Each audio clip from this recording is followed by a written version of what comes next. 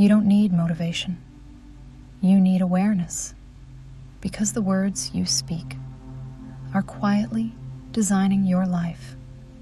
Most people think life happens to them.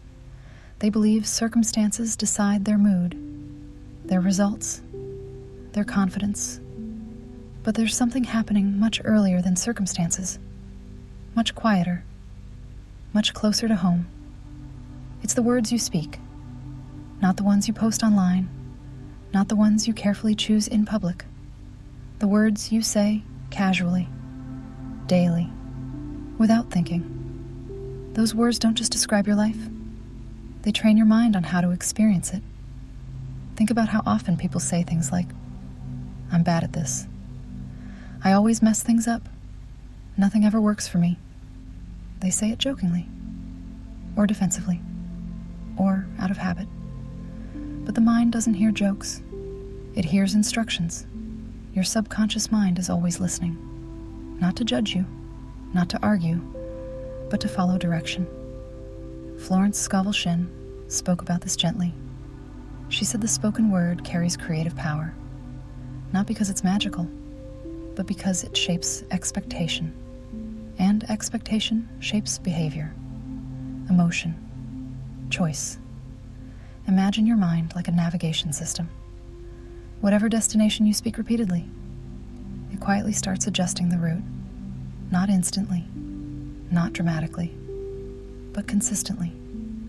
If you keep saying, "This is hard," your mind prepares for resistance. If you keep saying, "I never get opportunities," your awareness filters them out.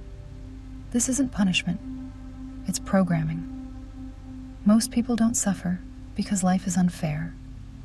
They suffer because they keep reinforcing the same internal script.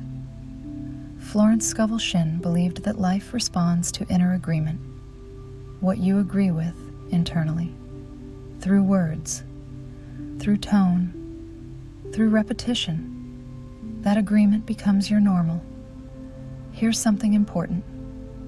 Your words don't need to be positive all the time. They need to be conscious. There's a difference. If this feels familiar, stay with it. Let it settle. Sometimes awareness alone starts the shift.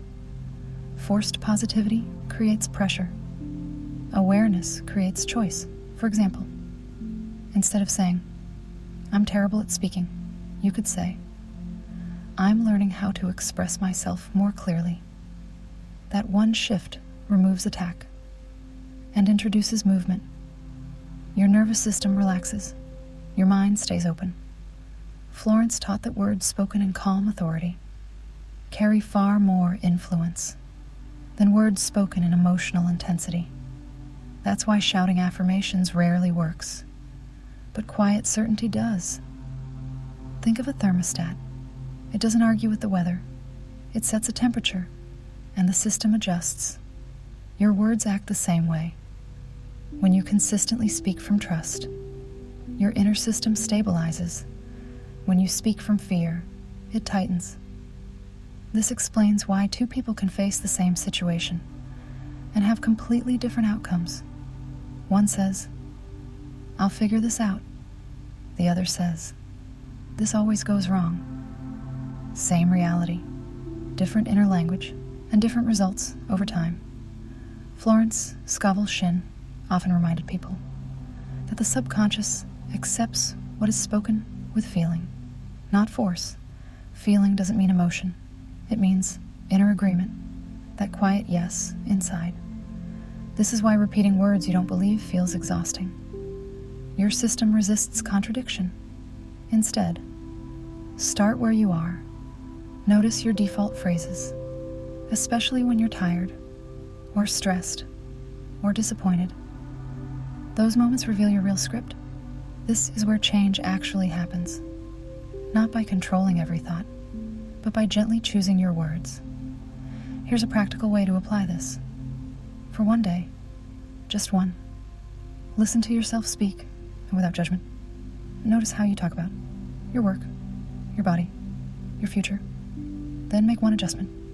Not bigger, not dramatic, just one sentence softer, more open, more honest. Instead of, I can't handle this. Try, I'm handling this step by step. That doesn't deny reality. It supports your nervous system. Florence Scovel Shinn believed that life responds to inner alignment. Not effort, not force. When your words match trust, your actions become clearer. You stop sabotaging yourself quietly and start cooperating with your own mind. This isn't about controlling life. It's about stopping the inner resistance. When resistance drops, flow increases, and that's when opportunities feel natural, not forced. If this perspective helped you see your inner dialogue differently, you're welcome to share your thoughts in the comments.